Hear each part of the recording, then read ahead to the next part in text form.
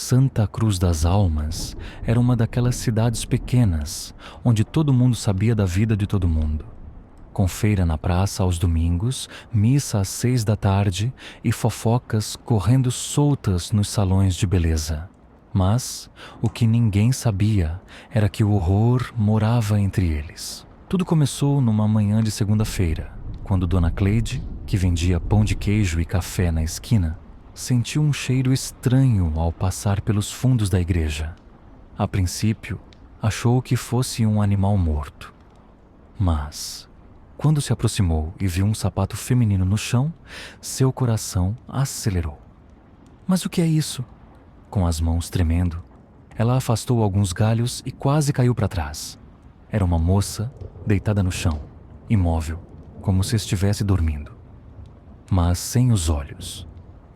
O choque foi tanto que Dona Cleide soltou um grito agudo que ecoou pela praça. Rapidamente, algumas pessoas se aproximaram. Seu Jorge, que varria a calçada da igreja, foi o primeiro a ver a cena e tapou a boca com a mão. Meu Deus do céu! O que fizeram com essa menina? A vítima foi identificada como Letícia Nogueira, 22 anos, uma jovem universitária que morava com a mãe e trabalhava meio período na farmácia da cidade. O detalhe que fez o medo se espalhar mais rápido do que fogo em mato seco foi a precisão com que os olhos dela tinham sido removidos. Não tem sangue. Como pode? Disse um dos policiais, olhando para o rosto sem vida da garota. O delegado Álvaro Mendes chegou em poucos minutos e, ao ver a cena, seu estômago revirou. Ele já tinha visto muitas coisas feias na vida, mas aquilo parecia coisa de cirurgião. A notícia se espalhou em poucas horas. No mercadinho, na barbearia, na igreja. Todo mundo só falava disso. Você viu o que aconteceu com a Letícia? Dizem que foi um ritual satânico. Eu ouvi falar que ela andava com gente estranha, mas nada fazia sentido. Letícia era uma garota comum. Não tinha envolvimento com nada suspeito. Quem faria algo tão cruel? O problema é que a cidadezinha não teve tempo nem de digerir o horror antes que outro corpo aparecesse. 2 semanas depois, Dona Zuleide, uma senhora de 67 anos, que vendia doces na feira, foi encontrada morta na trilha que levava ao mirante da cidade.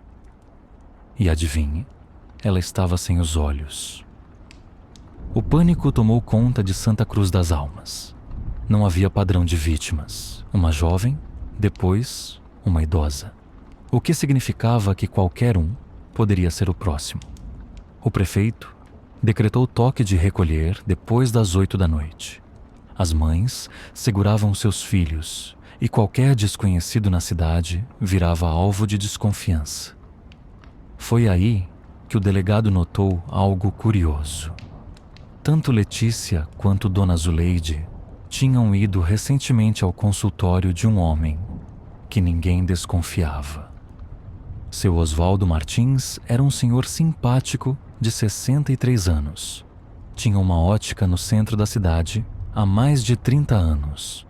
Gentil, educado, falava baixo e sempre usava as mesmas roupas sociais gastas. Todo mundo confiava nele. Afinal, quem nunca precisou ajustar um óculos ou trocar uma lente com seu Oswaldo? Mas ninguém sabia que, por trás daquele rosto calmo, ele escondia algo monstruoso. A funcionária da ótica, Larissa, começou a perceber que algo não estava certo.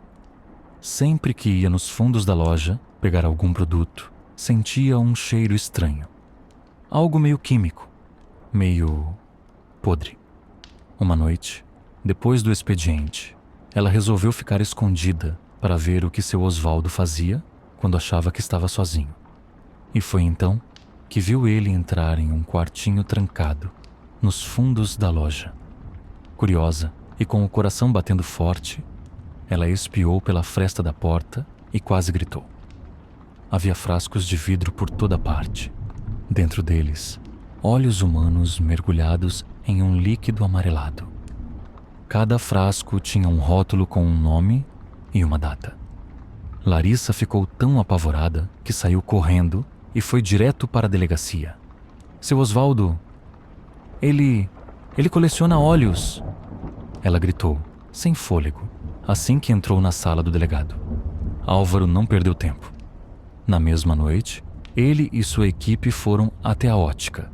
Quando chegaram lá, encontraram seu Osvaldo sentado numa poltrona no quartinho secreto, olhando fixamente para um par de olhos recém-colhidos, como se fossem joias raras. Seu Osvaldo Martins.